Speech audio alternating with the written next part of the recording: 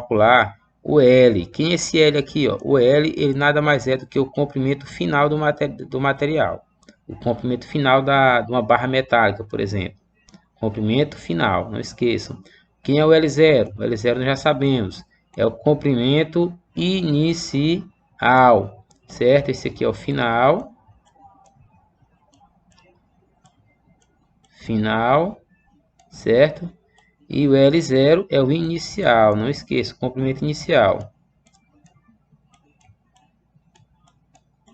Inicial, tá bom? Então, quando você faz o seguinte, ó, quando você multiplica o comprimento inicial vezes 1 mais o coeficiente de dilatação térmica linear vezes a variação de temperatura, quando você faz essa continha aqui, ó, você vai obter como resultado o comprimento final da barra, tá bom? Gente, não esqueça que nós estamos falando de dilatação linear. Essa dilatação linear é uma dilatação que ela está estudando apenas o comprimento dos materiais, tá bom? Ela está estudando apenas o comprimento. Vou tentar escrever aqui, comprimento, tá? Comprimento dos materiais. Comprimento dos materiais, tá? Mais tarde nós vamos estudar também a dilatação superficial, que é uma dilatação que acontece na superfície dos materiais, e também nós vamos estudar a dilatação volumétrica, que é uma dilatação que ocorre no volume dos materiais. Então, a princípio, a gente está falando aqui só sobre dilatação térmica linear dos sólidos. Bom, olha esse exemplo aqui que como é interessante, ó. Vamos observar direitinho ele aqui, ó. Aqui eu tenho o que nós chamamos de uma lâmina bimetálica ou uma chapa bimetálica. Por que é chamada de bimetálica? Porque ela é formada por dois metais. Elas são dois metais aqui que estão firmemente colados um no outro, ó. Aí no caso aqui eu tenho na parte de cima o chumbo e na parte de baixo o alumínio. Nós já sabemos que esses materiais possuem uma propriedade, né, que é fundamental, que nós chamamos de coeficiente de dilatação térmica linear, tá? Chumbo e alumínio. Vou voltar na tabela assim para vocês. Olha aí, ó. Chumbo, tá aqui o chumbo. O coeficiente é 29 e o alumínio, o coeficiente é 23 vezes 10 elevado a menos 6. Característica de cada material. Ai, Deus do céu. Sim, prosseguindo aqui. Então aqui eu tenho uma chapa, uma lâmina bimetálica. Por que essa lâmina bimetálica aqui ela é importante nós conhecermos aqui esse exemplo, gente? É porque assim, devido aos coeficientes de dilatação, né, que é o alfa, aquele alfa, ó, devido o chumbo e o alumínio terem coeficientes diferentes, isso implica que cada um deles vai se dilatar de maneira diferente. Um vai se dilatar mais rápido que o outro. Um vai se dilatar mais do que o outro quando eu aumentar a temperatura deles. Como o chumbo tem maior coeficiente, o que vai acontecer? O chumbo vai se dilatar mais. A barra de chumbo ela vai crescer mais do que a barra de alumínio quando esse conjunto aí for submetido a um aumento de temperatura, tá?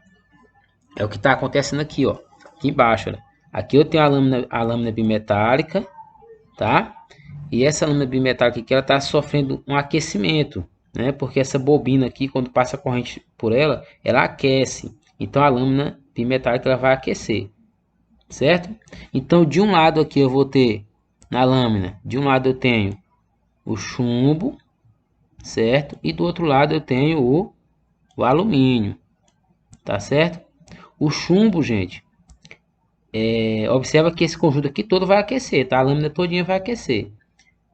Mas o chumbo vai se dilatar mais. Como ele vai se dilatar mais... Aliás, gente, desculpa. Eu falei aqui, eu me equivoquei aqui, desculpa. Deixa eu apagar aqui. Apagar aqui direitinho. Apagar aqui o A. Na verdade, quem vem primeiro aqui... Quem tá desse lado aqui, olha, é o chumbo. Meu Deus. Aqui, caneta. Certo. Então, desse lado aqui eu tenho o chumbo e desse lado eu tenho o alumínio. Observa que o chumbo ele vai se dilatar mais rápido, certo? Então, o lado que o chumbo fica aqui, olha, ele vai se dilatar mais do que o alumínio. E aí vai aparecer essa curva aqui, ó, na lâmina bimetálica, ó. Aparece essa curva, porque o chumbo vai se dilatar mais do que o alumínio, tá? Então, quando essa lâmina ela sofre essa curva aqui, esse encurvamento, aí não vai ter mais o contato aqui, olha, vai interromper o contato, não vai passar mais corrente elétrica aqui, ó, tá? Consequentemente, a lâmina vai começar a esfriar, porque a bobina não vai estar mais aquecendo, tá bom? A lâmina vai esfriar e vai contrair novamente. Quando ela contrair, aí nós vamos voltar para a situação inicial. Ela vai tocar na corrente, no fio, e nós vamos ter passagem de corrente elétrica, e aí a bobina vai esquentar novamente, e aí vai ficar nessa brincadeira, né? Vai dilatar, aí vai envergar. Quando resfriar, a lâmina volta ao normal. Aí aquece, a lâmina vai ficar encurvada novamente.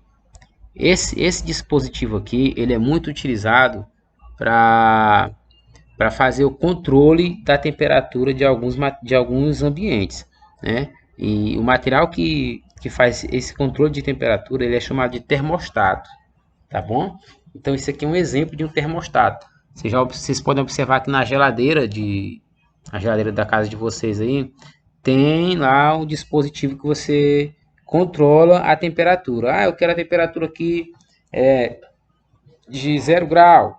Aí você bota lá 0 graus Celsius.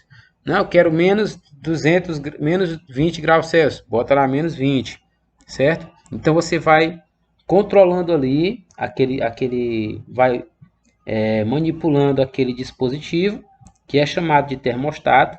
E aí a partir daquele controle que você faz, o dispositivo ele vai controlar a temperatura daquele ambiente usando esse princípio aqui da lâmina bimetálica, tá?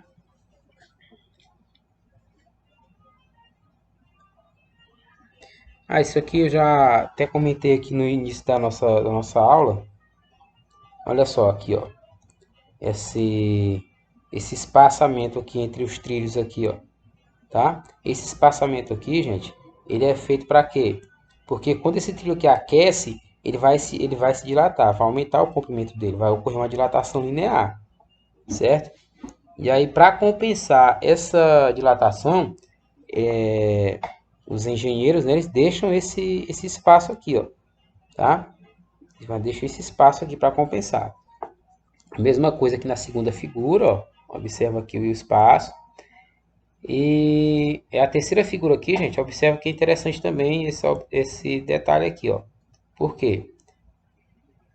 Que nesse caso aqui, você pode se perguntar assim, mas por que essas redes de alta tensão, os fios eles ficam tão encurvados, né? Por que os montadores, os engenheiros, eles deixam esses fios assim tão encurvados?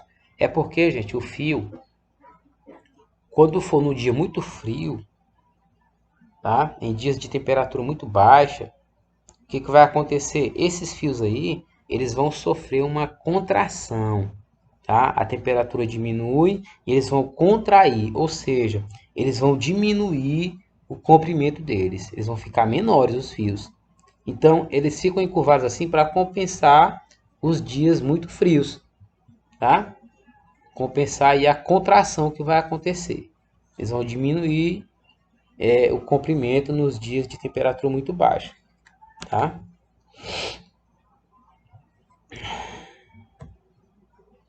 Olha só, aqui, gente, eu vou deixar aqui um desafio aqui para vocês, tá? Vocês vão pesquisar como é que resolve isso daí, vai ficar por conta de vocês, ó.